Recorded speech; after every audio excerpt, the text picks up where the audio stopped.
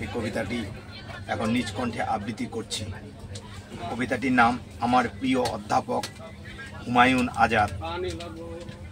ভালো থেকো ফুল মিষ্টি বকুল, ভালো থেকো, ভালো থেকো ধান ভাটিয়ালি গান, ভালো থেকো, ভালো থেকো মেঘ মিটি মিটি তারা, ভালো থেকো পাখি সবুজ পাতারা, ভালো থেকো। এই কয়টি ছত্রের অধিপতি আমার স্বপ্নের দেখা প্রিয় অধ্যাপক হুমায়ুন আজাদ। আপনাকে জানাই আমার প্রাণঢালা শুভেচ্ছা। যেখানেই থাকুন আপনি, ভালো থাকুক আপনার পড়ার টেবিল, ভালো থাকুক আপনার কলম এবং পুস্তক, ভালো থাকুক আপনার পাঠকবর্গ, ভালো থাকুক আপনার গচ্ছিত চিন্তা ভাবনা। যে গ্রামে বিখ্যাত বিজ্ঞানী স্যার জগদীশ চন্দ্র বসু জন্মেছিলেন, সেই রাড়িখাল গ্রামে ইংরাজি 1947 সালে 28শে এপ্রিল আপনার জন্ম হয়েছিল। আপনাকে জানাই শতকোটি প্রণাম। পিতা ছিল আপনার আব্দুর রাশেদ, মাতা জবেদা খাতুন। পিতা ছিল পোস্টমাস্টার, মাতা ছিল গৃহিণী। মানুষের কল্পকাহিনী। তিনি জন্মেছিলেন নানাবাড়ি কামারগাঁওয়ে। ভালোবাসার টানে তার মুখে উচ্চারিত হতো রাড়িখালকে। লেখাপড়া শুরু করেছিলেন নিজ গ্রামে। প্রথম এবং দ্বিতীয় শ্রেণীতে উত্তীর্ণ হয়ে তৃতীয় শ্রেণীতে পাঠ না করে সরাসরি ভর্তি হয়েছিলেন স্যার জেসি বোস ইনস্টিটিউশনে। এখানে তৈরি করেছিলেন পড়াশোনায় নিজেকে। 1962 সালে ওই প্রতিষ্ঠান থেকে এসএসসি পাশ করেন যিনি, তিনি আমার প্রিয় অধ্যাপক হুমায়ুন আজাদ কিংবদন্তি। পূর্ব পাকিস্তানে পরীক্ষায় 21তম অধিকার করে তাক লাগিয়ে দিয়েছিলেন সবাইকে। অনিচ্ছা সত্ত্বেও তিনি ভর্তি হয়েছিলেন ঢাকা বিশ্ববিদ্যালয়ে। 1669 সালে সেই বিশ্ববিদ্যালয় থেকে বাংলায় এমএ উত্তীর্ণ হয়েছিলেন প্রথম স্থান পেয়ে।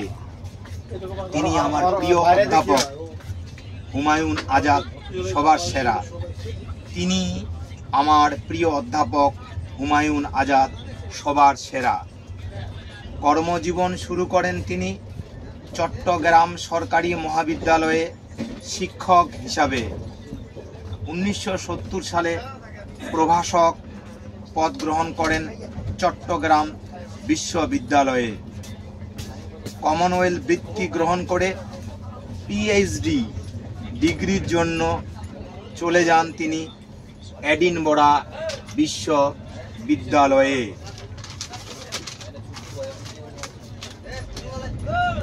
পল্লী কবি জসিমউদ্দিন, পল্লী কবি জীবনানন্দ দাশের কবিতার অনুবাদ করার জন্য রবার্টের সাথে অন্তরঙ্গ বন্ধু হয় উনার। সেখান থেকে হৃদয়ে চলে যায় লেখার। পিএইচডি ডিগ্রি ভাষাবিজ্ঞানের উপর অর্জন করেছিলেন 1976 সালে এডিনবরা বিশ্ববিদ্যালয় থেকে। লেখালেখির জগতে নিজেকে নিযুক্ত করেন পুরোপুরিভাবে 1977 সালে। জাহাঙ্গীর বিশ্ববিদ্যালয় ছেড়ে 1978 সালে সহযোগী অধ্যাপক পদ অলংকৃত করে নিজেকে নিযুক্ত করেন ঢাকা বিশ্ববিদ্যালয়ের বাংলা বিভাগে। সংসার জীবনে সহপাঠী লতিফা কোহিনূরকে করেছিলেন সহধর্মিণী। এই দম্পতির ঘরে আলোকিত করেছিল 2 মেয়ে 1 ছেলে। অলৌকিক স্টিমার ছিল তার প্রথম কাব্যগ্রন্থ, যেটি পাঠ করে পাঠকবর্গ পেয়েছিল আনন্দ। তার লিখিত বইয়ের সংখ্যা 70টি, যেগুলি সযত্নে আজও পাঠ করে বাঙালি। আমার স্বপ্নের মানুষ হুমায়ুন আজাদ তিনি।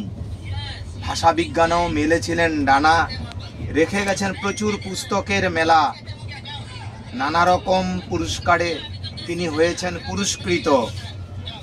যেটি তার বিখ্যাত গ্রন্থ নারী, তার লেখনী সবসময় সত্যের কথা থেকে দূরে সরেনি।